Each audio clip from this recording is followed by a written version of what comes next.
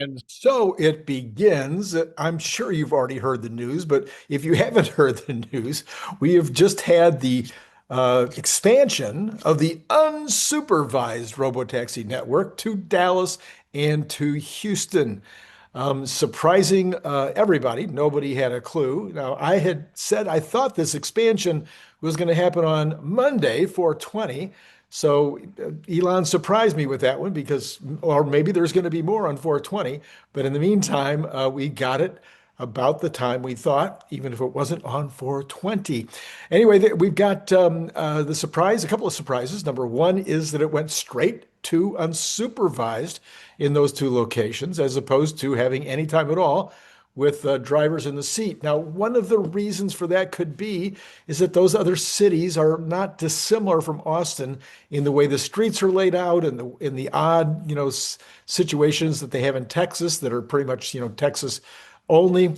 And there are some, believe me, there are some ways that they set up their streets, especially their highways, that are very different. But whatever the reasons were, they did not have any ride-alongs. They didn't have any hitchhikers. Anyway, so we are now expanding. I can't find for the life of me anybody that knows how many cars, whether it's one. It's been confirmed that there's at least one.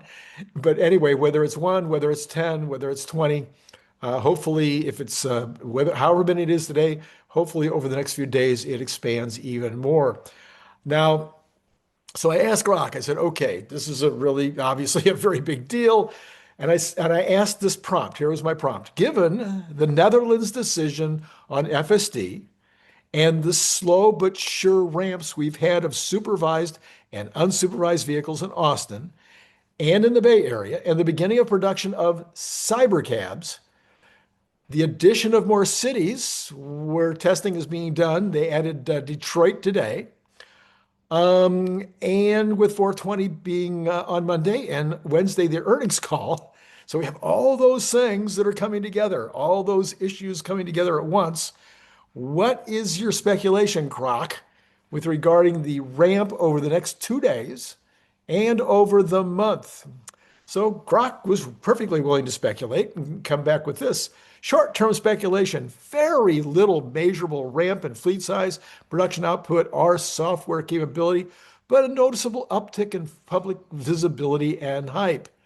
So, I think this could be true. That's probably more likely than not. But I would love to see why not a few more of these cities where there's been testing going on, a few more cities in Arizona or in Florida, et cetera. They could add 5 or 10 cars in those cities, either supervised or unsupervised, just something to continue the momentum of the rollout. Anyway, that was what that's what Grok came up with. He says the Grok goes on to say the unsupervised robotaxi launch in Dallas and Houston literally just dropped today, of course, with tiny initial geofences, about 25 square miles in each case. Expect a flood of first ride videos. We've already had a couple of those. There'll be some rain tests as we get some rain and some X buzz over the weekend as early users in those cities try it out. And Elon already amplified it himself. He says, hey, try Robotaxi in Dallas and Houston. So he posted that. So anyway, over the next few days, as we get closer and closer to the earnings call, that could be the case. And I would just, again, love to see kind of continuing momentum. I'm not asking for giant numbers. Now, you may remember a couple of weeks ago, I said, hey, I think that this was the scenario as I saw it, is that Tesla realized in January, or even in December, in January, they're like, we're not really ready. We're just not quite there. And then February, and they got the slow drip, drip, drip. I've been there a million times with a new product release, and they're just like, oh, yeah, we really, really just need a little bit more. And then at some point, I believe they thought, no, we're going to do this simultaneously with Cybercab. Well, what happened to Cybercab this week? Oh, they started producing the very first ones without steering wheels. Okay, so I am assuming these are the ones that are going to be able to go into these cities. So why would that matter? Oh, because they're so much more visible. So yeah, the robotaxis with the Model 3s and Model Ys, they've got a nice gold, I think it's gold on the side, that demarks them as what they are. But obviously, the Cybercab is so much more visible and so much more interesting, and would create so much more stir. So I believe that they're going now that they're, who knows, they might be making 20 a day or 30 a day or 40 a day, whatever they're making, and then that'll ramp. It'll get bigger and bigger, 100 a day, 200 a day. So as this happens, they're just going to put those babies into these cities. And, hopefully it'll be 10, 20, 30 to start out with, and then more over time. Brian Wang and I were just having a nice long phone conversation about all this, and we were talking about the cost to field these is almost zero. I mean, it just you can put 20 of them in a town or city, even though you don't have that much business yet. They can be parking in your service centers. They can be parking in your other facilities that are owned by Tesla in the charging areas. There's lots of places you can park them. You can park them on the street because as long as you don't park them, for overnight or a couple of nights, most cities don't have any problem. So I think putting 20 cars, 30 cars in a city, even if they don't get very many rides, you start to develop that presence. You start to develop the situation where people expect to be able to get a ride in under 6 minutes. Those are very important. So I'm thinking that I just feel like it needed to all come together at the point that they knew it wasn't going to come together in December, January. It was like, okay, let's just wait till April. So that's what I'm thinking, and we'll see if I'm right or wrong. How will I know? They'll start sending a lot of cybercabs to the other cities where they've been doing the testing, and they will start taking rides. All right. Let's see. Grok doesn't think that the 420 is going to matter. He says that Tesla and Elon have used the date for lighthearted teases, but nothing is scheduled. At most, we might see a quick FSD software push to early owners. We might see more Cybercab footage, but he doesn't expect it to, Grok doesn't, he doesn't expect it to be a big deal. I don't know. So we'll see. He says next month through May, the end of May, steady incremental scaling is Grok's prediction. Exactly the slow but sure pattern that Elon has been talking about, with the earnings call on Wednesday acting as the big catalyst. Here's the most likely trajectory based on Tesla's recent behavior. Tesla, the Texas trio, Austin, Dallas, and Houston. Geofences will expand gradually, as Austin did, from 20 miles to 240 square miles. Expect the unsupervised fleet to grow from the current low teens, 13 in Austin right now. Grok thinks it's only one in Dallas-Fort Worth and one in Houston, into the dozens during the month of May, late April and early May, and all of May. More vehicles will lose their safety monitors if they've got them as data piles up. And then additional cities, the Q4 2025 guidance was 7 new U.S. cities in the first half.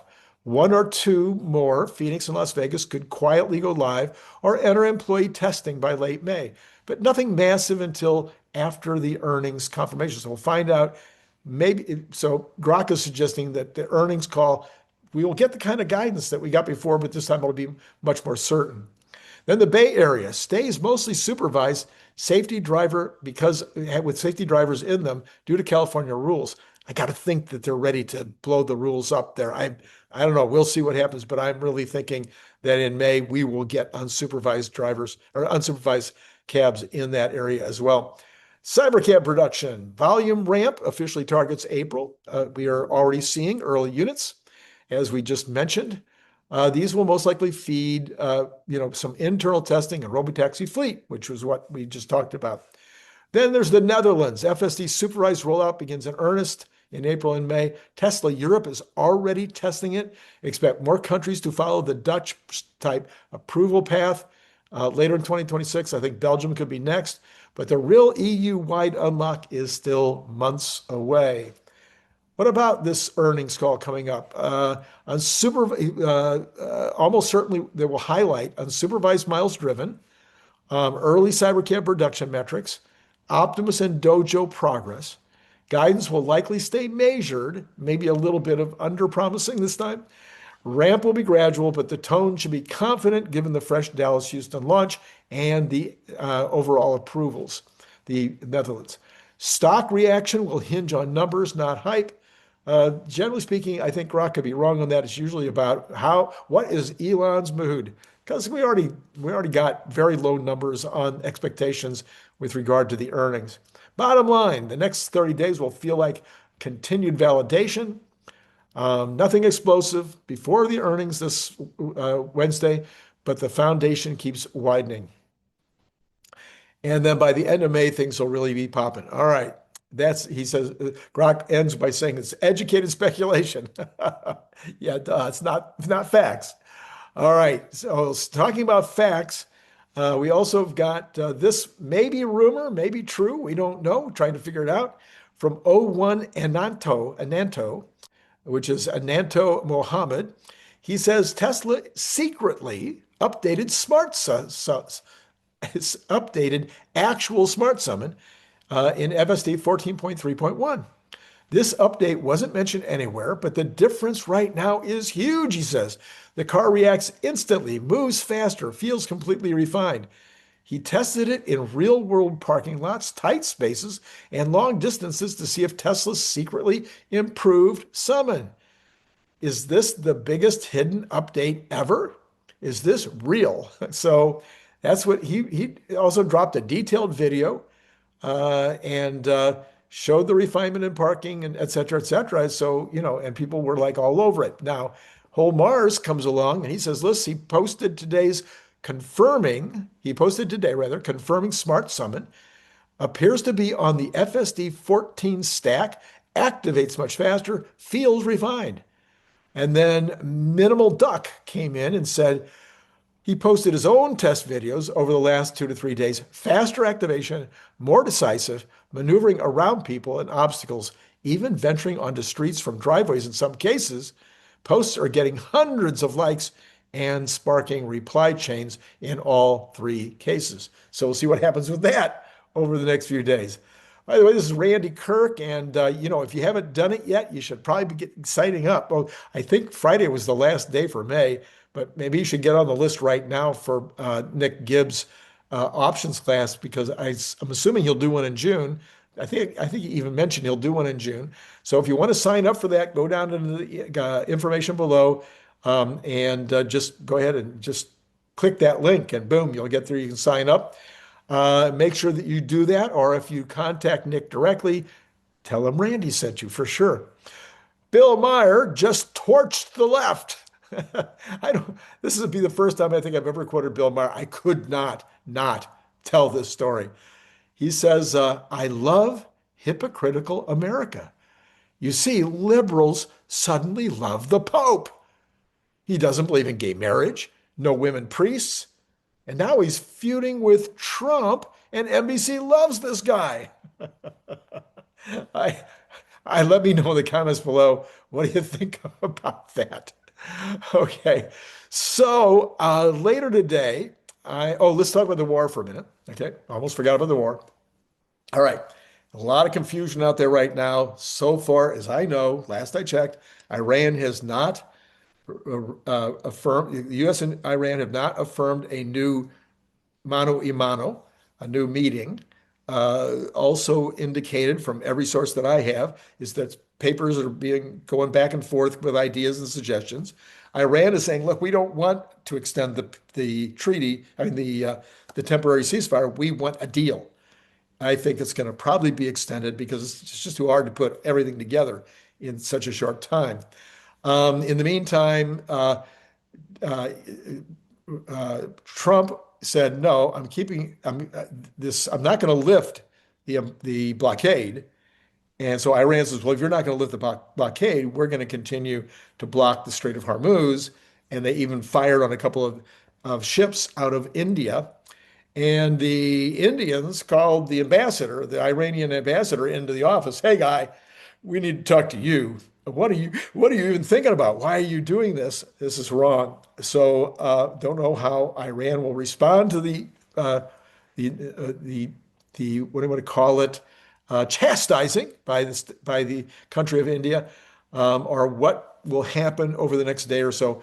But depending on where we are when we go into the overnights tomorrow night and then into actual market on Monday morning, this could impact the market in a negative way if there isn't a little more stuff to hang on to, because we've already had this big run up, and there's plenty of an opportunity right now for a trim if we're not seeing more progress in those talks. Of course, I'll have the Monday morning show tomorrow night, where I'll talk about what the week is going to be bringing us.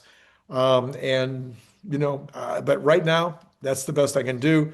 What do I think is going to happen? Okay, I think Iran is done. I don't think they want to restart this. I think that if they decided to end the peace talks, not turn over the uranium, et cetera, the United States and Israel are locked and loaded. We're talking about locked and loaded. They've resupplied the ships. They've resupplied the planes.